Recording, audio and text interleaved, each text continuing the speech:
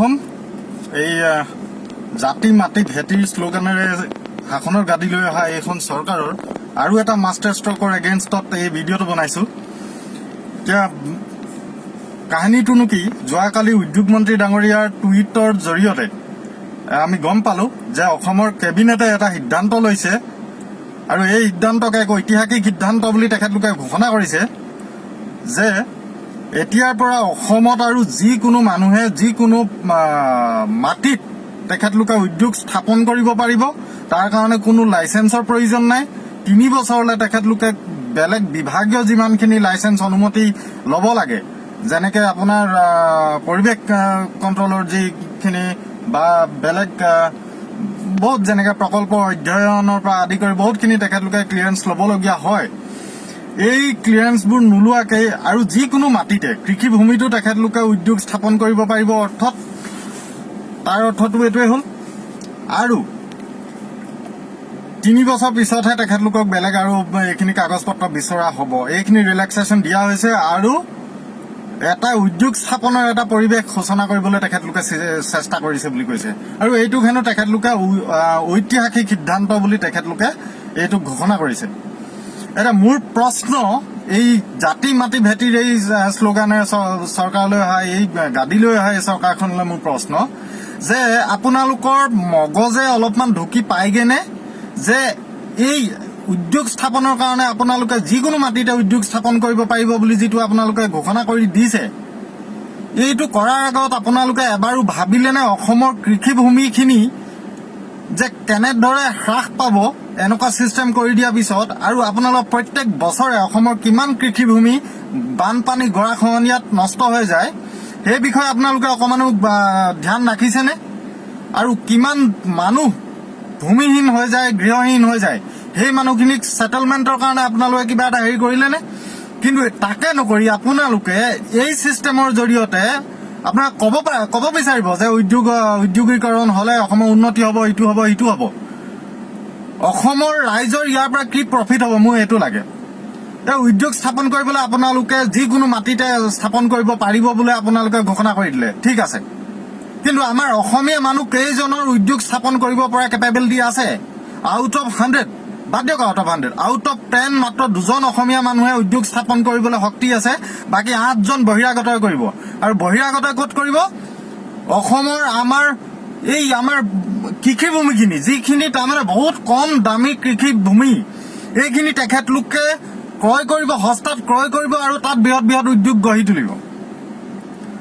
আমাৰ অসমীয়া মানুহখিনি যেনেকুৱা এতিয়া সৰহসংখ্যক অসমীয়া মানুহখিনিৰ যেনেকুৱা এটা আৰ্থিক অৱস্থা, আমাৰ গাঁৱলীয়া যি মানুহখিনিৰ অৱস্থা, তাত এনেদৰে যদি আপোনালোকে খোলা হাত দি দিয়ে, মই ক'লোঁ নহয় 10জনত যদি 2জনহে অসমীয়া মানুহে উদ্যোগ স্থাপন কৰিব পাৰিব, 8জন কিন্তু বহিৰাগত বনিয়াই স্থাপন কৰিবলৈ আহিব। শ বিঘা তেখেতলোকে কিনিবলৈ আপোনালোকে খোলা হাত দি দিলে অসমৰ মাটি।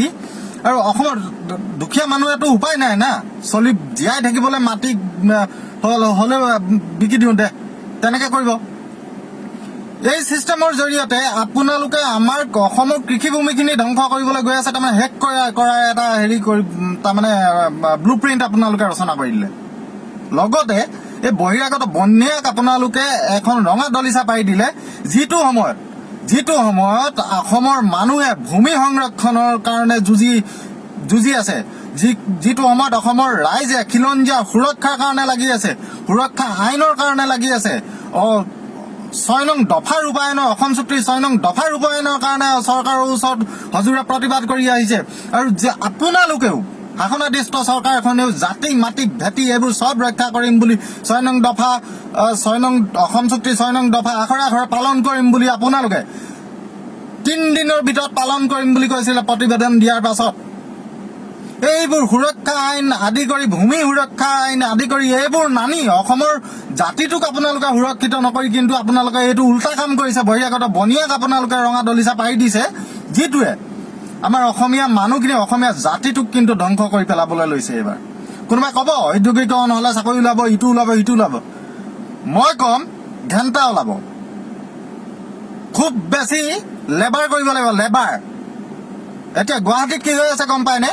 অধিকাংশ প্ৰতিষ্ঠানৰ পৰা ব্যৱসায়িক প্ৰতিষ্ঠানৰ পৰা কোম্পানীৰ পৰা 50% মানুহক উলিয়াই দিছে উলিয়াই দিলে লকডাউনৰ সুবিধাত আৰু সেই যি বাকীখিনি 50% আছে তাৰো ভিতৰত অধিকাংশ বহিৰাগত বঙালী মাৰোৱাৰী বিহাৰী এইবোৰ বহিৰাগত মই আগৰ পৰা অতীজৰ পৰা যিখিনি মাৰোৱাৰী মানুহ আছে বেংগলী মানুহ আছে বিহাৰী মানুহ আছে ব্ৰিটিছৰ দিনৰ পৰা বা 51ৰ পৰা তেখেতলোকক মই দুখ দিব বিচৰা নাই কিন্তু যিটো আমাৰ আন্তঃৰাজ্যিক যিটো প্ৰব্ৰজন চলি আছে এইটোৱে যে আমাৰ আন্তঃৰাজ্যিক প্ৰব্ৰজনে যে আমাৰ অসমীয়া জাতিটোৰ প্ৰতি যে এক ভয়াৱহতা আনি দিছে এই ব্যৱস্থাটো মানুহে ভাবি চাইছেনে এবাৰ নে অকল বাংলাদেশী কৰিয়ে মৰি আছে আন্তঃৰাজ্যিক প্ৰব্ৰজনখিনিওতো হৈছে এইখিনি কাৰণেওতো আমাৰ বিপদ হৈছে এই কথাবোৰ অকমান ভালদৰে চিন্তা কৰিব হ'ল আৰু লগতে আৰু এটা কথা মানে চৰকাৰে ঐতিহাসিক সিদ্ধান্ত বুলি কৈছে আপোনালোকে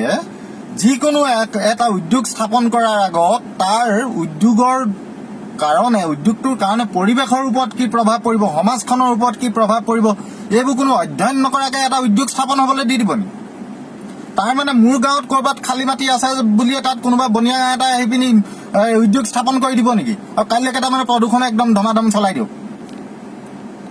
এইবোৰ প্ৰাকৃতিক যিটো বিজ্ঞানসন্মত যিটো ব্যৱস্থা বহনক্ষম ক্ষমতা বহনক্ষম উন্নয়নৰ যিটো ধাৰণা এইটো ৰাষ্ট্ৰসংঘৰ বহনক্ষম উন্নয়নৰ ধাৰণা এইটোকো আপোনালোকে আঘাত কৰিছে তাৰমানে অসমীয়া জাতিটোক আপোনালোকে ধ্বংস কৰিবলৈ গৈ আছে মই বিচাৰিছো অসম চৰকাৰ অসম কেবিনেটৰ এই হঠকাৰী সিদ্ধান্তক সজোৰে প্ৰতিবাদ কৰা যাওক আৰু অসমৰ ৰাইজে নিজৰ ভূমি এতিয়া নিজে ৰক্ষা কৰিব লাগিব উপায় নাই এইখন চৰকাৰৰ ওপৰত আৰু মোৰ কিন্তু অকণো আস্থা নাই এইখন চৰকাৰক 2021ত উফৰাবই লাগিব ইমানে ক'লো ধন্যবাদ জয় অসম